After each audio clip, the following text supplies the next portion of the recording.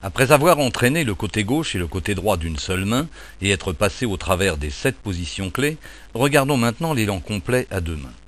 Assurez-vous d'adopter les positions recommandées. Distance par rapport à la ventouse et le club en ligne avec la pointe des pieds à la montée. PGA, posture, grip, alignement. Soyez détendu, il n'y a aucune pression. C'est de l'entraînement et il n'y a aucune balle à frapper.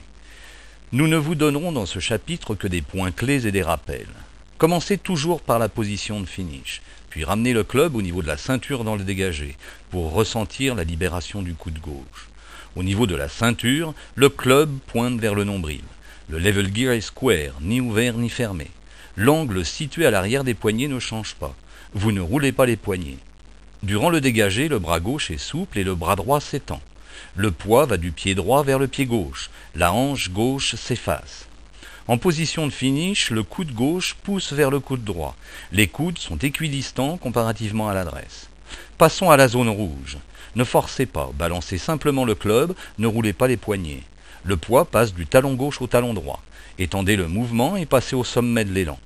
Le level gear voyage de niveau. Les mains sont hautes, les angles à l'arrière des poignets ne changent pas.